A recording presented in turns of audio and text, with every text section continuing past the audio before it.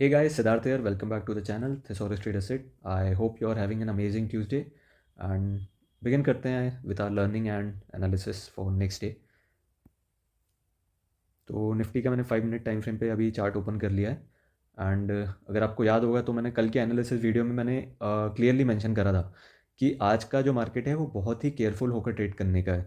Specially मैंने कुछ cases discuss करे थे लास्ट में, ये भी मेंशन करा था कि अगर आज मार्केट जो है मॉर्निंग में एक डाउन स्विंग क्रिएट करता है तो चांसेस आर प्रिटी हाई कि जो भी एक इंट्राडे का जो हमें एक सपोर्ट मिलेगा आज, तो चांसेस ये होगी कि आज इस सपोर्ट को रिस्पेक्ट करेगा एंड फर्दर ब्रेक नहीं करेगा। तो अगर मैं सिंपल से रीज़न दूँ इसके पीछे, आप देखो अगर यहाँ पे अगर आप देखेंगे तो ऑलरेडी जो है ना मार्केट एक सेल ऑफ करते हुए आ रहा था काफ़ी टाइम से एंड कोई भी हमें ऐसे एक मेजर रिट्रेसमेंट देखने नहीं मिला।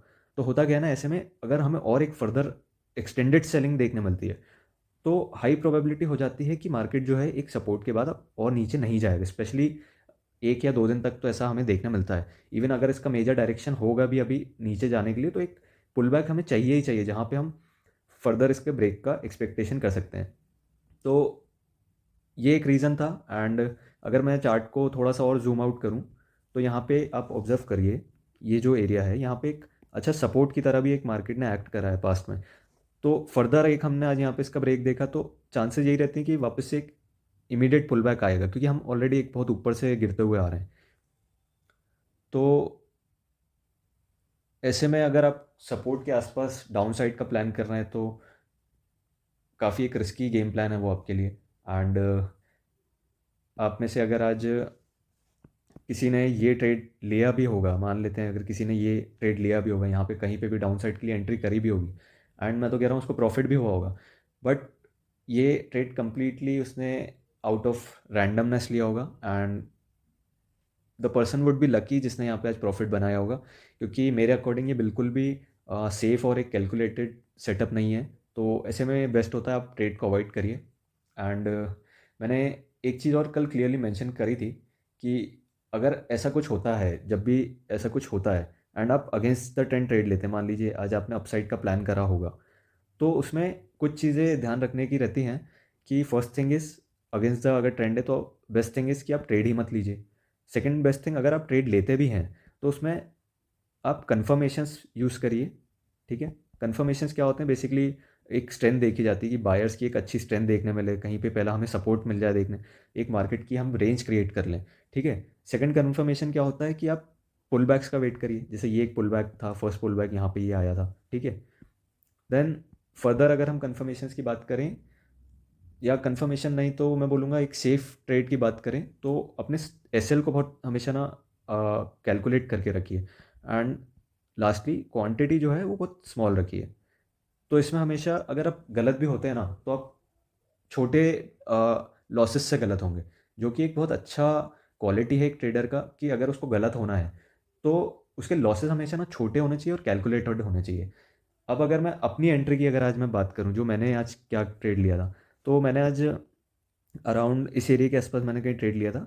लगभग ये मेरा स्टॉप लॉस था, इसका ब्रेक जो था आज अराउंड एक सेकेंड, तो ये जो लेवल था मैंने इसके ब्रेक पे ट्रेड लिया था। मैंने इतना कैप्चर नहीं करा था, मैंने समवेयर अराउंड यहाँ पे ही एग्जिट ले लिया था। समवॉट अराउंड मेरा ट्रेड जो था 1:1 का था एंड मैंने क्वांटिटी पे मैंने सिर्फ 150 क्वांटिटी रखी थी, दैट इज़ 2 लॉट्स ओनली। क्यों? क्योंकि ऑब्वियसली मैं अगेंस्ट द ट्रेंड जा रहा हूँ तो कहीं ना कहीं मुझे मेरे रिस्क को कॉम्प्रोमाइज़ नहीं करना है, मुझे अपने रिस्क मैनेजमेंट को रिस्पेक्ट करना है एंड लॉन्ग टर्म के लिए ये ऐसे ही कुछ रूल्स होते हैं जो आपको फॉलो करने बहुत इंपॉर्टेंट है। आज अगर आप डाउन साइड का भी सेटअप में डिस्कस करूँ तो सिर्फ मुझे दो ही लॉजिकल सेटअप दिखे। एक तो अगर आपने यहाँ कहीं पे लिया होता, इसमें अगर आपने 1:1 के अराउंड शायद आपको एक ट्रेड मिलता। अगर आपने फॉर एग्जांपल यहाँ पे कहीं एंट्री क्रिएट करी होती तो आपको अराउंड 1:1 मिलता and may be stop loss hit हो जाता जो लोग 1:1 पे एग्जिट नहीं लेते हैं। एंड सेकंड बेस्ट ट्रेड आज का डाउन साइड के लिए जो होता वो ये था कि आपने यहाँ पे एंट्री बनाई होती है एंड समवॉट अराउंड 1:2 या मोर देन 1:2 आपने कैप्चर करा होता। तो ये तो हमने अब आज के ट्रेड्स की बात कर ली एंड तो अब मैं अगर नेक्स्ट ट्रेडिंग सेशन का एनालिसिस करता हूँ तो अगर मैं सबसे पहले तो आपको एक ये रेंज मार्क करता हूँ आज के डे हाई और लो की, एंड डेली टाइम फ्रेम पे 1 मिनट के लिए हम देखते हैं चार्ट को। तो हुआ क्या है, अभी जो मार्केट ने है ना, अभी एक इनडिसीजन कैंडल बना दी है। इसको इनडिसीजन या डोजी कैंडल बोलते हैं, अगर जिसे नहीं पता हो तो। इसमें होता क्या है ना, मार्केट बोल सकते हो अभी आप श्योर नहीं है कि अभी उसका डायरेक्शन अप भी हो सकता है और डाउन भी। तो अब नेक्स्ट डे के लिए हम क्या प्लान कर सकते हैं। बेसिकली ये जो अभी रेंज मैंने मार्क करी है, जो डे हाई और जो डे लो की मैंने जो अब रेंज मार्क करी है, तो अब होगा क्या, अगर मार्केट कहीं भी ओपन हो जाए, कहीं भी गैप अप गैप डाउन जो भी है, एंड इस रेंज के अंदर कहीं पे भी ओपन हो और इस रेंज के अंदर ही रहे, तो आपको मैं एडवाइस दूंगा आप पैसिव रहिए।